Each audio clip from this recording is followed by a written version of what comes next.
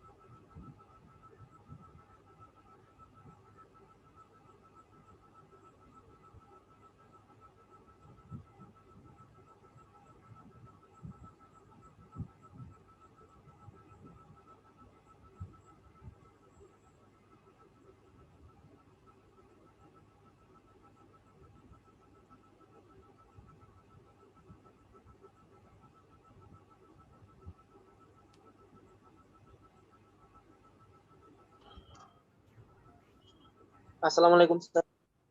ওয়ালাইকুম আসসালাম।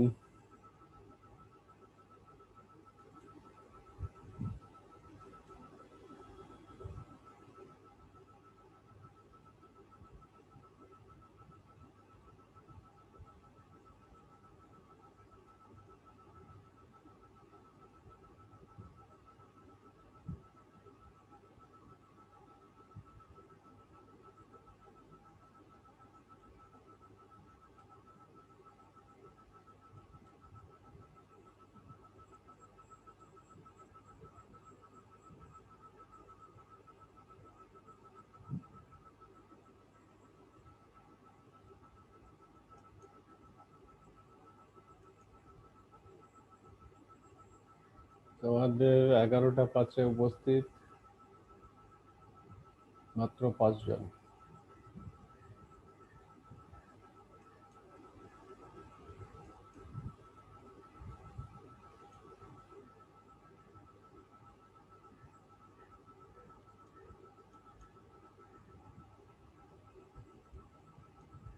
স্ক্রিনে কিছু দেখতে পাচ্ছ বয়েজ?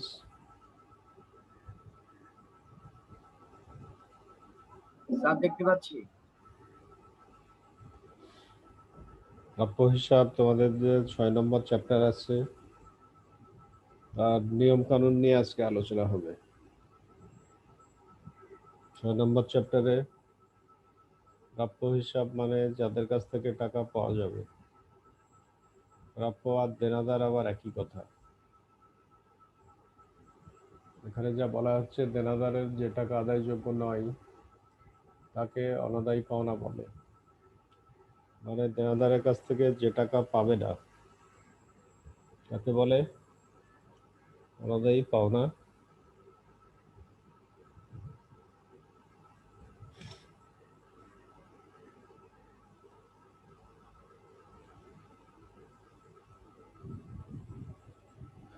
এবং বিভিন্ন দেনাদারের যে টাকা আদায়ের ব্যাপারে সন্দেহ আছে তাকে বলতেছে অনাদায়ী দেনা বা অনাদায়ী পাওনা বা কুঋণ সঞ্চিতি।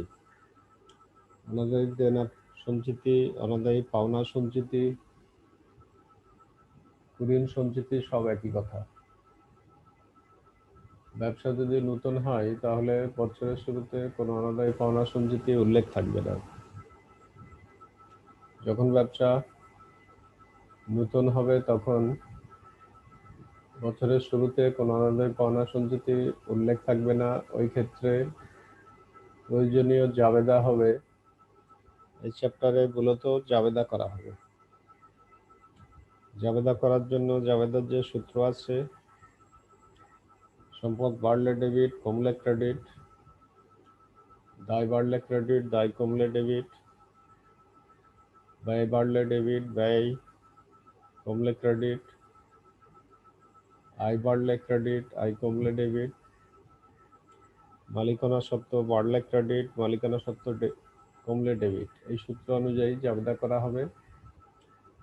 যখন বছরের শুরুতে অনাদায়ী পাওনা সঞ্চিতি উল্লেখ থাকবে না, তখন যদি অনাদায়ী পাওনা প্রশ্নে উল্লেখ থাকে, অনাদায়ী পাওনা বা কুঋণ, তাহলে প্রথম জাবেদা লেখা হবে অনাদায়ী পাওনা ডেবিট। যেহেতু ব্যয় বাড়লে ডেবিট, এই জন্য অনাদায়ী পাওনা ডেবিট হবে আর দেনাদার কমে যাবে।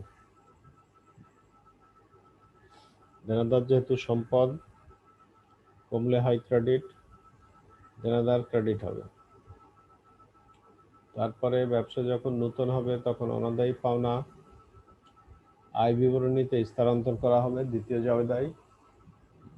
প্রথম জাবেদাতেই যে টাকার পরিমাণ থাকবে ওই টাকাই দ্বিতীয় জাবেদায় আয় বিবরণীতে স্থানান্তর করা হবে। তাহলে জাবেদায় লিখবা আয় বিবরণী ডেবিট, অনাদায়ী পাওনা ক্রেডিট। অনাদায়ী পাওনা, অনাদায়ী দেনা, কুঋণ সব একই কথা। স্যার আসসালামু আলাইকুম। ওয়ালাইকুম আসসালাম। তারপরে 3 নম্বর জাবেদায় যখন অনাদায়ী পাওনা সঞ্চিতি আয় বিবরণীতে স্থানান্তর করা হবে, আয় বিবরণী ডেবিট, অনাদায়ী পাওনা সঞ্চিতি ক্রেডিট। এইটার ব্যাপার হচ্ছে, যদি দেনাদারের উপরে একটা পার্সেন্টেজ দিয়ে বলা হয়, মনে করো 50,000 টাকা দেনাদার আছে, বলা হলো যে 5% হারে অনাদায়ী দেনা সঞ্চিতি ধরতে হবে, তাহলে 50,000-এর 5% নির্ণয় করবা। 50,000 গুণ 5/100 সমান 2,500 টাকা। এটা 3 নম্বর জাবেদার পক্ষে টাকার পরিমাণ হিসাবে লিখবা আয় বিবরণী ডেবিট, অনাদায়ী পাওনা সঞ্চিতি ক্রেডিট। এইভাবে নেক্সট স্লাইডে যেটা দেখতে পাচ্ছ, ব্যবসা যখন পুরাতন হবে তখন বছরের শুরুতে একটা অনাদায়ী পাওনা সঞ্চিতি প্রশ্নে উল্লেখ করা হবে।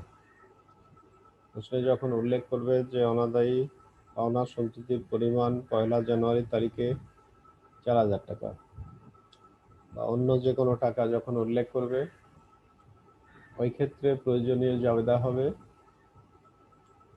অনাদায়ী পাওনা যদি থাকে প্রশ্নে, তখন লিখবো অনাদায়ী পাওনা ডেবিট, দেনাদার ক্রেডিট।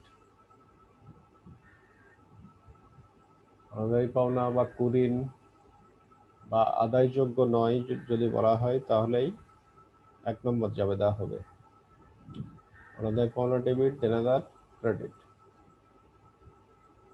তারপরে ব্যবসা পুরাতন হলে অনাদায় পাওনা সঞ্চিতি হিসাবে স্থানান্তর করা হবে। তখন হবে অনাদায় পাওনা সঞ্চিতি ডেবিট, অনাদায় পাওনা ক্রেডিট।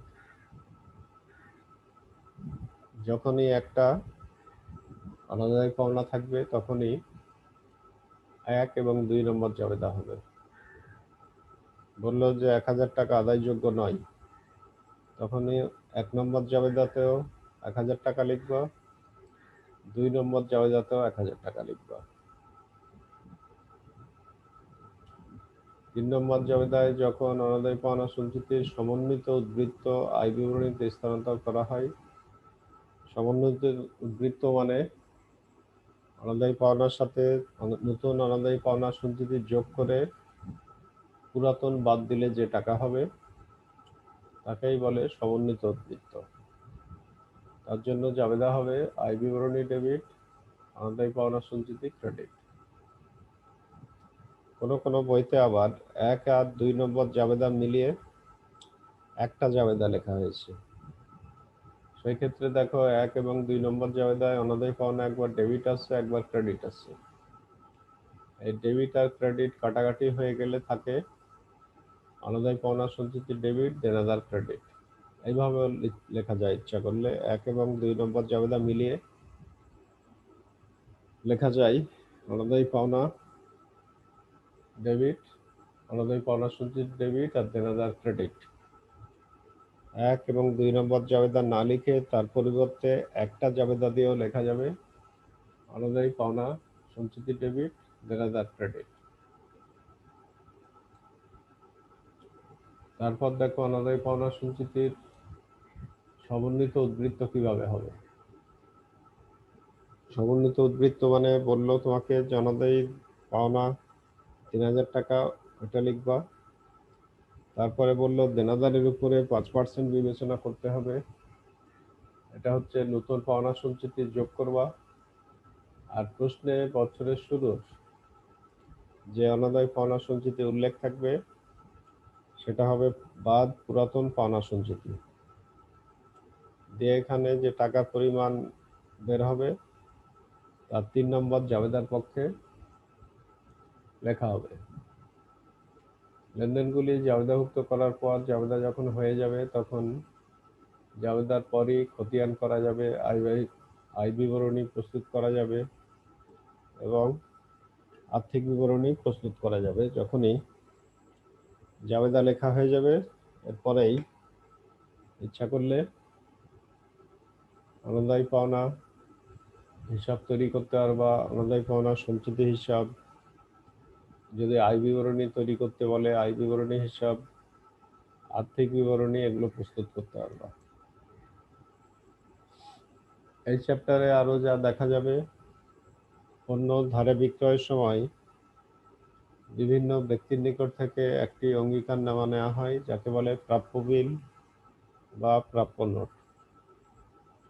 এই নোটের টাকা কোনো নির্দিষ্ট তারিখে পরিশোধ করা হয়, ভবিষ্যতে কোনো নির্দিষ্ট তারিখে পরিশোধ করা হবে। এই নোট সংক্রান্ত আরো কিছু জাবেদা হয়।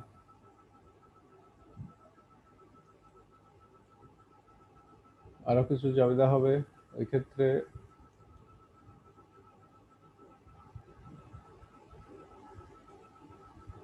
যখন ধারে পণ্য বিক্রি করা হবে তখন দেনাদার বেড়ে যায়, এই জন্য দেনাদার বা ক্রেতা ডেবিট হবে, বিক্রয় ক্রেডিট হবে।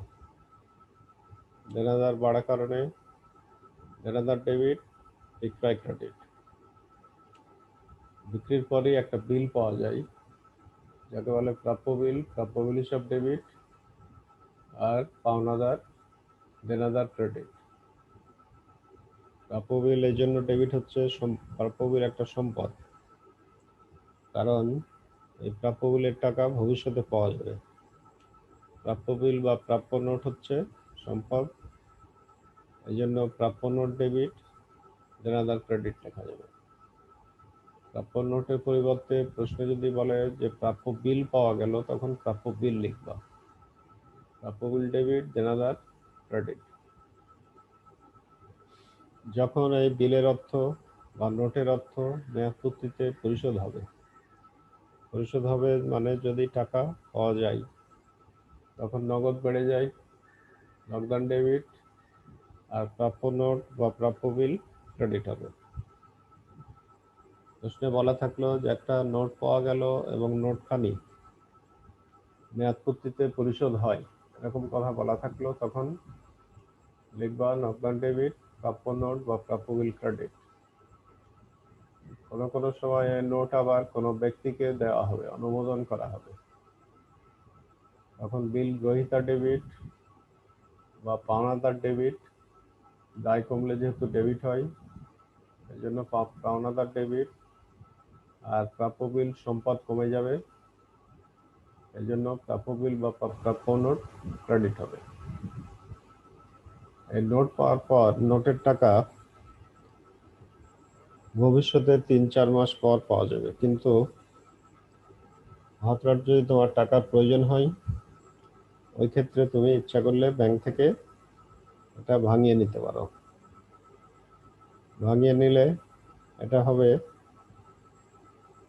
তখন তোমার নগদ টাকা আসবে, এই জন্য নগদান ডেবিট হবে। আর ব্যাংক থেকে ভাঙানোর সময় ব্যাংক কিছু টাকা তোমাকে পরিশোধ করবে না। যত টাকা পরিশোধ করবে না, এটা বার্তার জন্য ব্যয়, বার্তা ডেবিট। আর প্রাপ্য নোট বা প্রাপ্য বিল ক্রেডিট হবে। নগদান ডেবিট, বার্তা ডেবিট, প্রাপ্য বিল বা প্রাপ্য নোট ক্রেডিট। এখানে প্রাপ্য নোট যেহেতু কমে যাচ্ছে, এই জন্য প্রাপ্য নোট ক্রেডিট হবে। সম্পদ কমলে যেহেতু ক্রেডিট হয়, আর নগদ যেহেতু বাড়ে, এই জন্য নগদান ডেবিট হবে আর বার্তা ডেবিট হবে। এই বিল বা নোট পাওয়ার পর ইচ্ছা করলে তুমি তোমার কোনো পাওনাদারকে আগে দিছিলা, কিন্তু এটা মেয়াদপূর্তিতে যদি প্রত্যাখ্যাত হয়ে যায়, মানে বিলের টাকা যদি পরিশোধ না হয়, তাহলে তুমি একজনকে ধরবা, তার হিসাব দেনাদার হিসাব ডেবিট, আবার তোমার কাছে একজন পাবে পাওনাদার হিসাব ক্রেডিট বা বিল গ্রহীতা ক্রেডিট। বিল প্রদানকারী বা দেনাদার ডেবিট, পাওনাদার বা বিল গ্রহীতা ক্রেডিট হবে। যদি ওই বিলের অর্থ আংশিক পাওয়া যায়, অনেক সময় বিলের অর্থ পুরোপুরি পরিশোধ না করে 10,000 টাকার বিল 8,000 টাকা এখন দিল, এরকমও হতে পারে। সেক্ষেত্রে নগদ বেড়ে যাবে, নগদান ডেবিট হবে।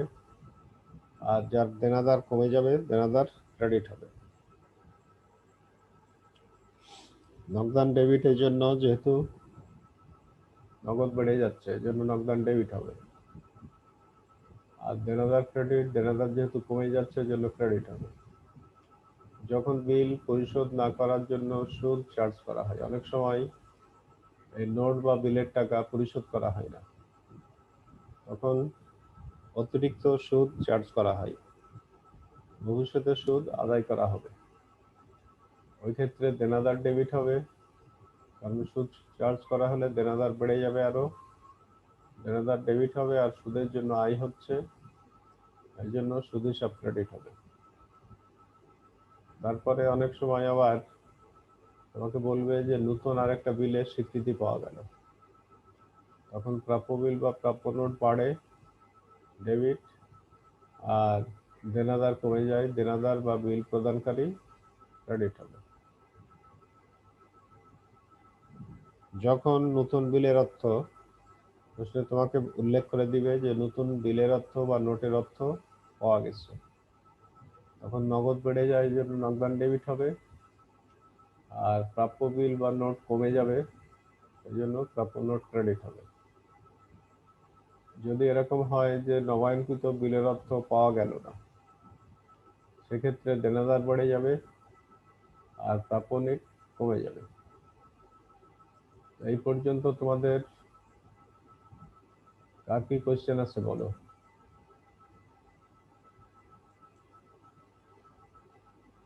এ পর্যন্ত যতটুকু আলোচনা হলো, এখানে কারো কোশ্চেন থাকলে বলো।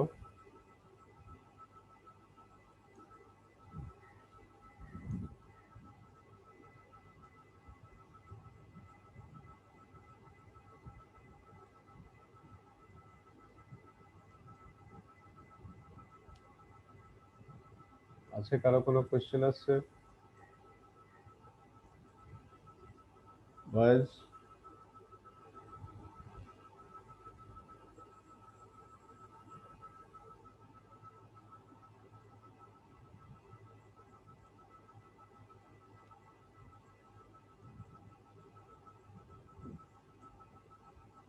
এ পর্যন্ত কারো কোনো প্রশ্ন আছে?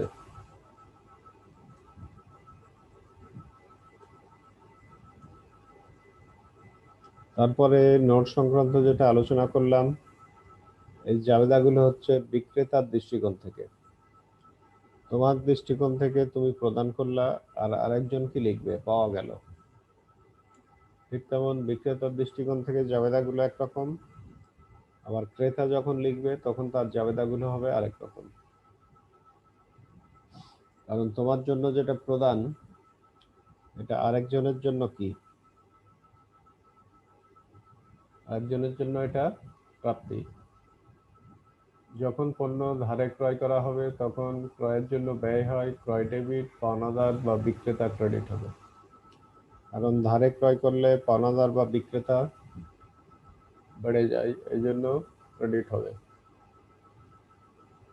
যখন বিলের স্বীকৃতি দেওয়া হবে, মানে পাওনাদারকে একটা অঙ্গীকার নেওয়া দেওয়া হবে যে ভবিষ্যতে টাকা পরিশোধ করা হবে, তার জন্য দেনাদার ডেবিট হবে, আর প্রদেয় বিল বা নোট ক্রেডিট হবে।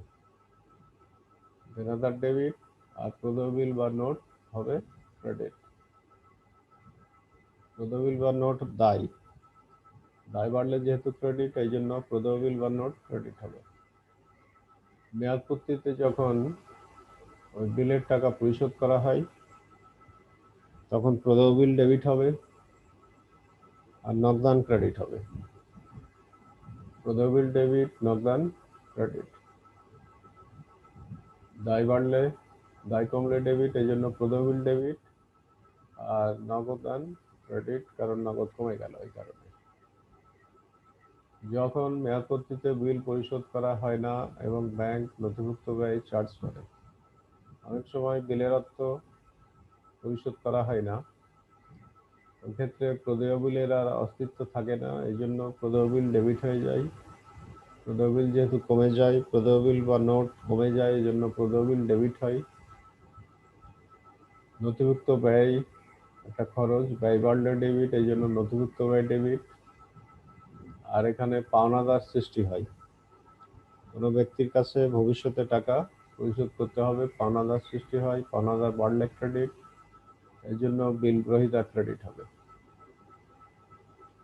অনেক সময় বিলের অর্থ আংশিক পরিশোধ করা হয়, আংশিক যদি পরিশোধ করা হয় পাওনাদার কমে, দায় কমলে যেহেতু ডেবিট, এই জন্য গ্রহীতা বা পাওনাদার ডেবিট হবে, আর নগদ কমে যায়, নগদান ক্রেডিট হবে।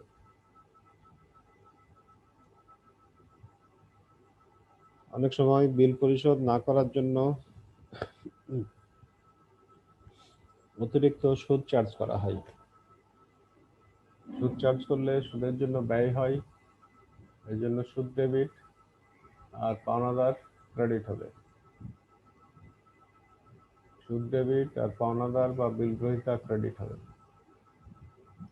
যখন আবার নতুন বিলের স্বীকৃতি দেওয়া হবে, অনেক সময় পূর্বের বিল পরিশোধ না করার জন্য নতুন আরেকটা বিলের স্বীকৃতি দেওয়া হবে, তখন পাওনাদার ডেবিট হবে, দায় যেহেতু কমে যাবে আর একটা পাওনাদার সৃষ্টি হবে, দায় বেড়ে যাবে, প্রদেয় বিলের জন্য দায় বাড়বে, এই জন্য প্রদেয় বিল বা নোট ক্রেডিট হবে।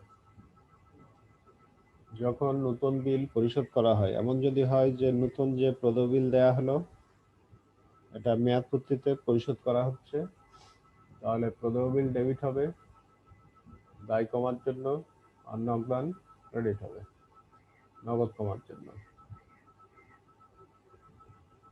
যখন নতুন বিল পরিশোধ করা হয় না, দায় কমলে ডেবিট, এই জন্য প্রদেয় বিল ডেবিট হবে, আর বিল গ্রহীতা বা পাওনাদার ক্রেডিট হবে।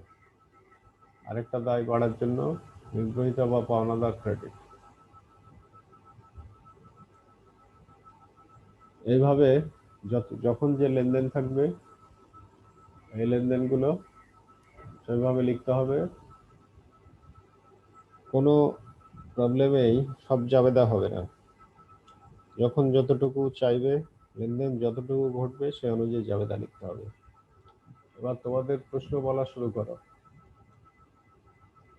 যে আলোচনা করলাম এতক্ষণ, এখানে কার কি প্রশ্ন আছে?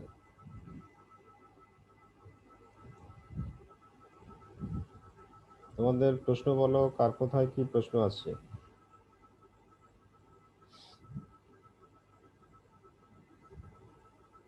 ভয়েস শুনতে পাচ্ছ?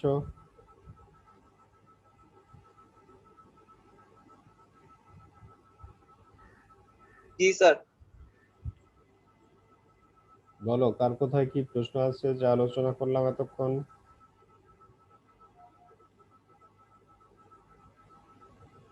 কারো কোথাও কোনো প্রশ্ন থাকলে বলো।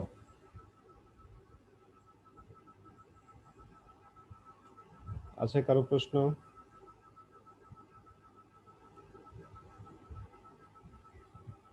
না স্যার। অন্য কেউ?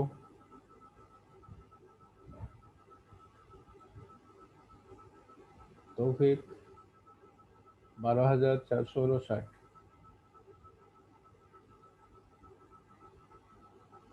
12,459 তৌফিক শুনতে পাচ্ছ?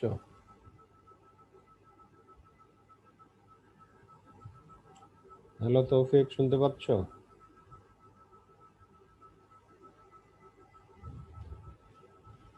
তৌফিক কি শুনতে পাচ্ছ?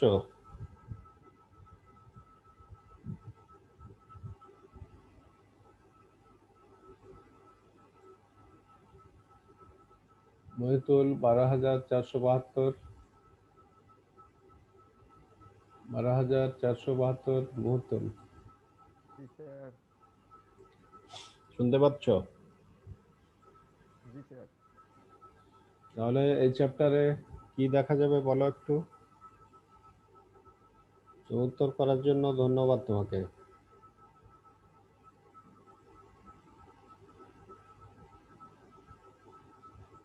এই চ্যাপ্টারে কি ধরনের অঙ্ক আছে বা এখানে কি দেখা যাবে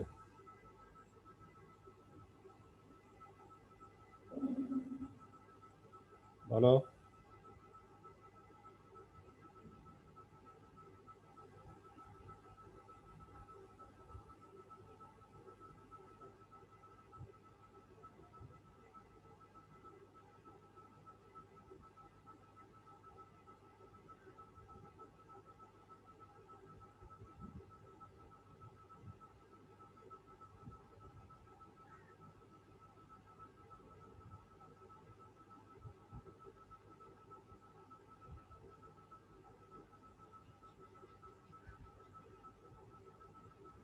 স্যার আমার একটা প্রশ্ন ছিল স্যার।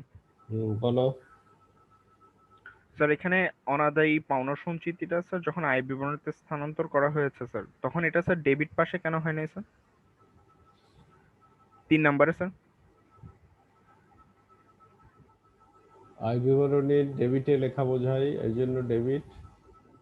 আর অনাদায়ী পাওনা সঞ্চিতির সৃষ্টি হচ্ছে, এটা এক ধরনের দায়। দায় বাড়লে ক্রেডিট, এই জন্য অনাদায়ী পাওনা সঞ্চিতি ক্রেডিট হবে।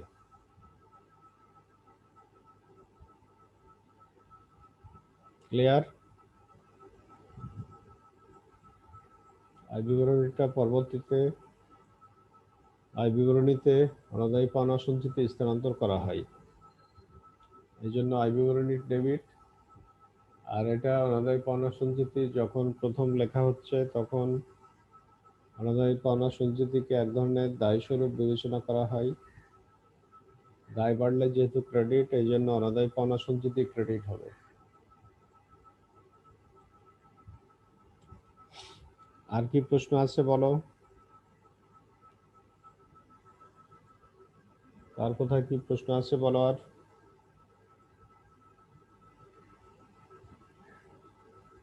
ভয়েস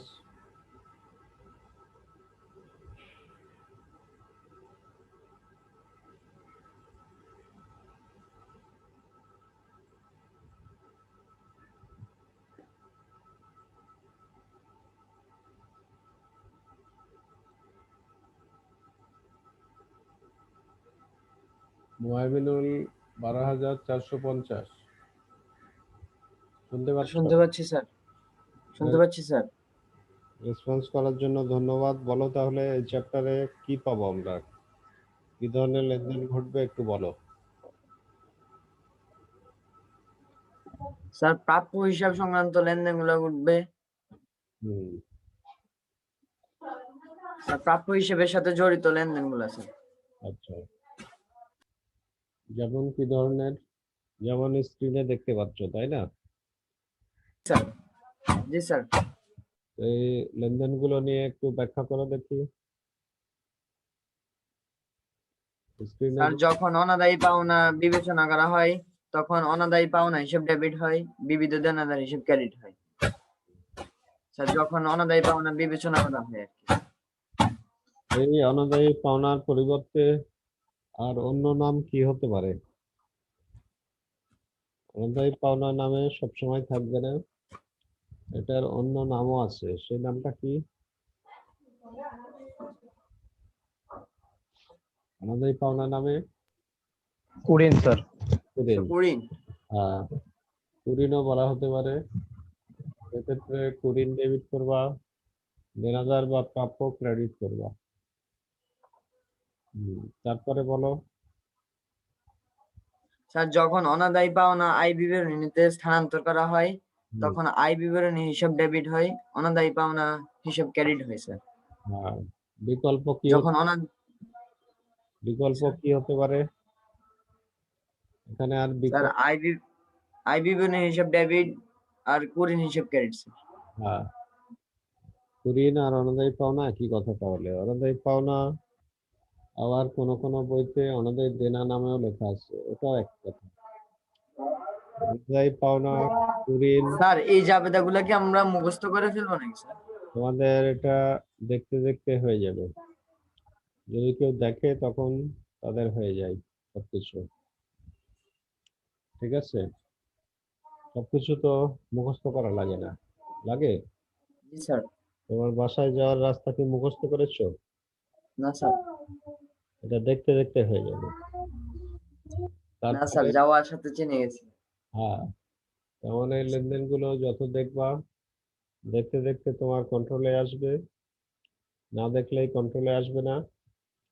পরীক্ষার আগে চিন্তায় পড়ে যাবা, আর পরীক্ষার পরে রেজাল্ট দেখে নিজের অবস্থা খুব দুর্বল মনে হবে।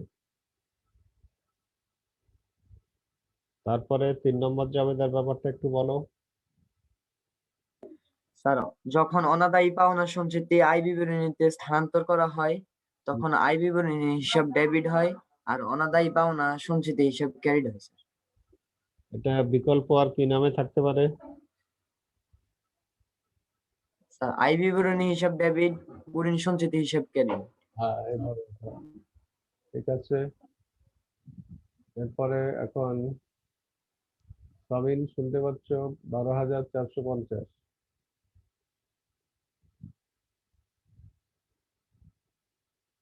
পরের লেনদেন যেগুলো। সামিন শুনতে পাচ্ছ? হ্যালো সামিন। সামিন স্যার শুনতে পাচ্ছি স্যার। আচ্ছা, এখন যে স্ক্রিনে যেগুলো দেখতেছো এগুলো একটু ব্যাখ্যা করো, তুমি দেখেই বলো।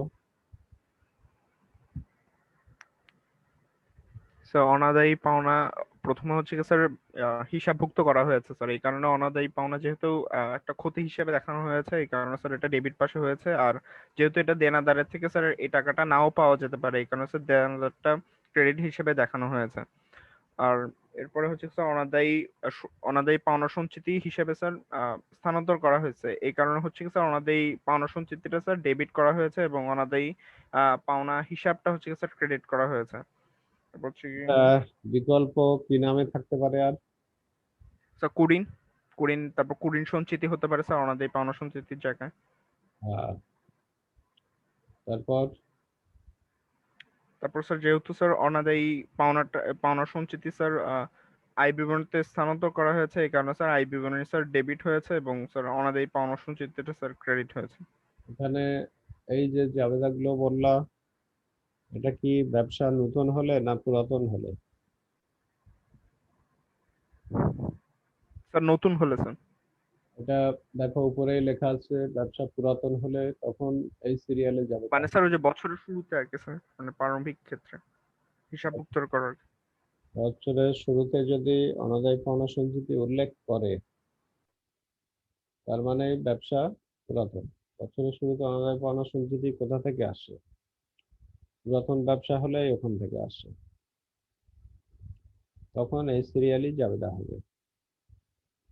তার মানে যদি কোনো প্রশ্নে বছরের শুরুতে একটা অনাদায়ী পাওনা সঞ্চিতির পরিমাণ উল্লেখ করে, তখন এই সিরিয়ালই জাবেদা হবে। আর 3 নম্বর জাবেদার পক্ষে টাকার পরিমাণ আবার ক্যালকুলেট করতে হবে। প্রশ্নে 3 নম্বর জাবেদার পক্ষে টাকা পরিমাণ কোথাও উল্লেখ থাকবে না, সেটা ক্যালকুলেট করতে হবে। এখন স্ক্রিনে যা দেখতে পাচ্ছ এই অনুযায়ী। তো এখানে কি বলা হচ্ছে, কিভাবে ক্যালকুলেট করতে হবে এই টাকার পরিমাণ?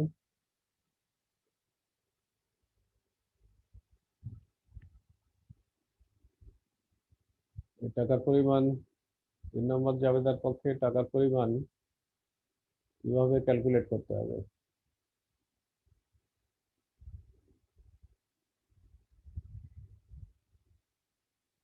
স্যার একটা কোশ্চেন ছিল। হ্যাঁ বলো। স্যার অবসায়ন বলতে কি বুঝে স্যার? অবসান মানে এখন আর থাকবে না, কোনো কোম্পানি মনে করো ভেঙে যাচ্ছে, এটাকে অবসান বলে। কোম্পানির অস্তিত্ব যদি না থাকে তখন তাকে বলে কোম্পানির অবসান। মনে করো তাদের দায় অনেক হয়ে গেছে,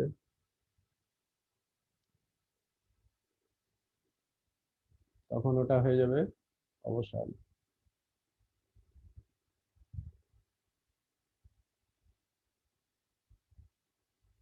এরপরে তাহলে যেটা আলোচনা করতেছিলাম, 3 নম্বর জাবেদার পক্ষে টাকার পরিমাণ আবার প্রশ্নে ডাইরেক্ট উল্লেখ থাকবে না, তখন স্ক্রিনে যা দেখতে পাচ্ছ এই সূত্র অনুযায়ী টাকার পরিমাণ নির্ণয় করে লিখতে হবে। এখানে কি বলতেছে, অনাদায়ী পাওনা যা থাকবে তার সাথে নতুন পাওনা সঞ্চিতি অনেক সময় পার্সেন্টেজ আকারে বলা থাকবে, যে দেনাদারের উপরে 5% ধরে এরকম বলা থাকবে। তখন দেনাদারের উপর 5% ধরে যে টাকা আসবে সেটা যোগ করবা, যোগ নতুন পাওনা সঞ্চিতি, বাদ পুরাতন পাওনা সঞ্চিতি হবে। প্রশ্নে জানুয়ারির 1 তারিখে তোমার এক ধরনের অনাদায়ী পাওনা সঞ্চিতির উদ্বৃত্ত দেয়া থাকে, ওই উদ্বৃত্ত অনুযায়ী তুমি বাদ পুরাতন পাওনা সঞ্চিতি লিখবা। এইভাবে ক্যালকুলেশন করে যে টাকার পরিমাণ হবে সেই টাকার পরিমাণ লিখবা 3 নম্বর জাবেদার পক্ষে। জাবেদা হয়ে যাওয়ার পর ইচ্ছা করলে জাবেদা থেকেই খতিয়ান, খতিয়ান মানে অনাদায়ী পাওনা হিসাব, অনাদায়ী পাওনা সঞ্চিতি হিসাব, দেনাদার হিসাব, এগুলো ইচ্ছা করলে তৈরি করা যাবে। আয় বিবরণী তৈরি করা যাবে, আর্থিক বিবরণী প্রস্তুত করা যাবে। এখন আর কারো কোশ্চেন থাকলে বলো। কারো কোনো কোশ্চেন আছে আর? Guys, অন্য কারো কোনো প্রশ্ন আছে আর অন্য কোনো বিষয়ে?